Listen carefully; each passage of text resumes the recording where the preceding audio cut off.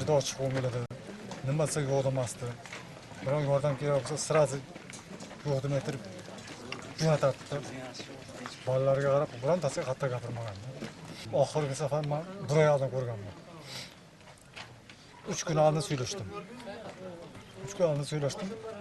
U qaror deydi, fondan to'g'andi. Keyin ishxonaga telefon qilib qoldi, aytdiki, biz kirib chiqdik dedi. Endi narigi safar 3 mashina olib turib, qurib bitiramiz hozir inshaalloh dedik, gaplashdik-da. Malni tashiyman dedi. 2 o'yin dedi. G'ish qo'yib deb tashiysizlar dedi. Ha dedi, o'zimiz uy ko'taramiz, ko'tarib uyga kirsam yaxshi bo'lardi dedi. Shu oxirgi paytda gaplashdik. Qaysi paytda kecha yo'qdimman. Kecha. Soat 1:30larda. Tun. Ijam telefon chalib qoldi. Ijamga bordi-da, jizdimniki. Men aytdim, "Meniki ko'taraman" dedim. Mamashka inam ko'tarilmaydi dedim. Sahargacha turganlarda shurtdi, soat 7gacha bilan. Aytolmay. Eshik oldida. Endi inada ko'tarilmaydi, o'zlari yaqinda bankadan chiqdilar. Shu hammasiga yaxshidi. Ammo o'zi Adina turadi kvartirada. Har juma keladi. Non olib keladi, hamma narsa olib keladi-da. Mehribonda, moshasi bor. Moshina oldi. Inamni tashib to'yga boray, vaqoga boray deb. Inam to'yga borganda yomg'irda qolibdilar-da. Keyin moshina oldi-da. Endi bu nima desam bo'ladi? Peshonasiga yozilganda Allah nima deb yozilgan bo'lsa shu deb qo'yamiz. Allohdan ko'rdik deymiz. Hech deydi olmaymiz. Alloh o'zi bergan o'zi oladi. Joyi jannatda mo'min salomat ruhi shod bo'lsin.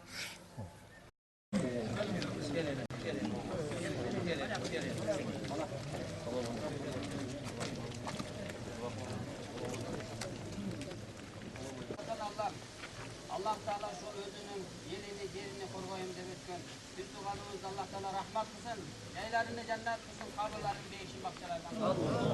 Hoş geldiniz, rahmat.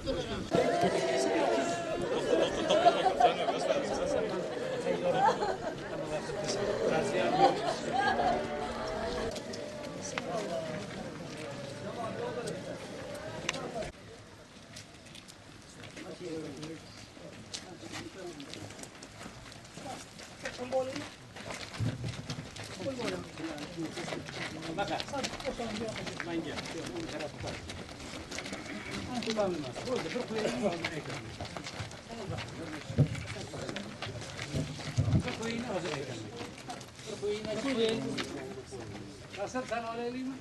Tamam sağ ol. Yukarı gel. Boşunu bir al.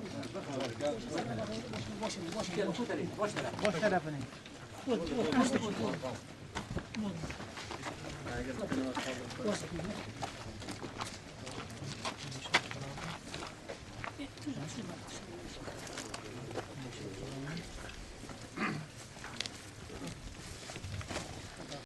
Bir 1997-99 жылдары 700 asker bölümünde möhnөттүк asker kızmatını ötөгөн. 2000 жылдын 3 апрелинден баштап Leylek райондук бириккен asker комиссариат тарапынан өз каалоосу менен 36-806 asker bölümünde kontrакттык негизде кызматка чакырылып, 2002 жылга чейин кызмат өтөгөн. 2002 жылдан баштап Исхак Разаков атындагы 20-21 чек ара asker bölümünde кызматын уланткан. 2002 жылдын бүгүнкү күнгө чейин 20-21 asker bölümünde ар кандай кызмат орундарына кызмат өтөгөн. Кызмат өтөп жүргөндө өзүнүн жеке тартиптүүлүгү, ыракылыгы жана Кыргыз Республикасынын мамлекеттик чегарасын кайтарууда ак ниет менен кошкон салым үчүн 1-2 даражадагы мыкты чегарачы төш белгиси, мамлекеттик чегаранын кайтаруудагы артыкчылыгы үчүн 1 даражадагы медалдар менен сыйланган. 2019 жылдын 16 сентябрында прапорщик Муминов Равшан Мурзахматович атайын дайындалган бөрү отрядынын 2 атайын тобунун чалгынчы аткычы Кыргыз мамлекеттик чегарасын коргоп батырларча каза болду. Артында жубайы 2 уулу 1 кызы жана оорулуу энеси калды. Сени көрсөткөн эрдигиң эч качан унутпайбыз, сага терең таазим этебиз. Кечээки окуядан баарыбыз маалым болгондой, биздин уулубуз өзүбүздүн областыбыздын тургуну Муминов Равшан акыркы сапарга кетти. Тилекке каршы тилекке каршы бул окуяны эч ким күтпөгөн жана бул окуяны эч ким мындай болот деп ойлогон эмес. Бирок кечээки окуядан ийинибиз окко учуп баатырларча мекен үчүн, кыргыз мамлекет үчүн эрдик көрсөтүп, биздин чек арабызды, мамлекетибизди коргоо учурунда каза тапты. Мен учурдан пайдаланып, бүгүн урматтуу президентибиз Сооронбай Шарипов менен сүйлөшкөндө туугандарына, энесине жана келинчегине, бир туугандарына менин атымдан көңүл айтып, чоң аза күтүп жатканын билдирип кой деп айтты. Ушул саламымды жана карызды жеткирип койууга уруксат этиңиздер.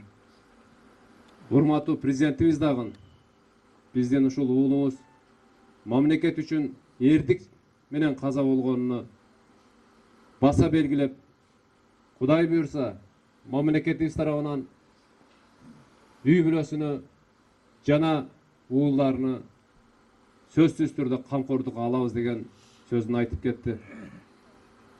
Учурдан пайдаланып, жалпы Баткен областынын элинин атынан жана өзүмдүн атымдан үй бүлөсүнө, тууган уругуна, өзгөчө энебизге терең көңүл айтам. Албетте, аскер кызматчынын аскер кызматына кирип жаткан анты бар. Керек болгон учурда мекен үчүн, элим үчүн жанын бергенге даярмын деп. Бул энебиз аскердик антында турду. Ошондой эле диний чөйрөдө, динде дагы ушул жерде биздин аалымдар турат. Динде дагы эгер мамлекет үчүн, эл үчүн каза болсо, бул шахид деп айтылат. Шахид болуп өлгөн киши түз эле жаннатка, бейишке барат. Алла Таалабыз берген уадасында болуп, энибиз жайын жаннаттан болсун. Урматтуу агайын туугандар, баарыбыз элибиз бүгүн терең кайгырып жатат. Мен айтар элем, мындай карагашылуу окуялар эч качан кайталанбасын. Элибизде тынчылык, мамлекетибиз бекен болсун. Ошону менен бирге мен урматтуу президентибизден үй бүлөсүнө кичине болсо дагы акчалай жардам бүгүнкү күндө жеткизип берелиң деген максат менен берди эле ушуну аманатты үй бүлөсүнүн өкүлүнө тапшырсам. Бул жерде Асан, Үсөн деген инелери турат. Албетте, адамдын өмүрү акча менен эч качан бааланбайт. Бирок ошондой болсо дагы урматтуу президентибиз өзүнүн эсебинен ушу үй бүлөсүнө аз да болсо бүгүнкү күндө материалдык болсо дагы жардам болсун деген максат менен ушул аманатты берди эле. Мен тапшырып койсом. Рахмат, баракалла. Урматтуу агайын туугандар, энибиздин жаткан жайы жайлуу, топурагы торкоо болсун. Үй бүлөсүнө сабыр, канаат каалаймын. Ал эми дагы бир жолу элибизде, мамлекетибизде тынчылык болуп, Кудай буйрса, мындан ары мындай каргашалуу окуяларга эч кимибиз кабыл болбойлуң. Рахмат. Ар тараптуу жардам болот. Моменов Раушанның туғаны Моменов Хусанбайға берілді. Хусанбай келді.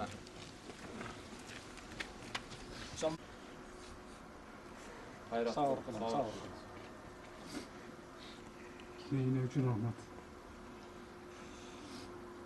Kom diyeceğim aklımın sana konuşuyoruz. Şaşın sana. Жақсы адам еді. Күнөөлөрүн кечирген болсун. Тирүү көзүндө инсанчылык кылып, аласа берексе кылып, мамиле кылган болсо, эки күбө менен келген болсо бересиздерби? Сафалар бехата. Allahu Ekber.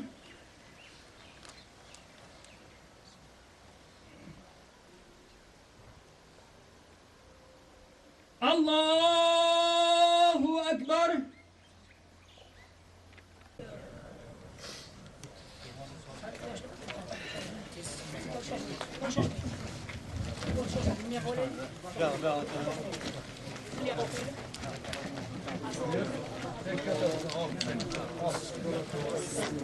Yol açыңızlar, cemaat.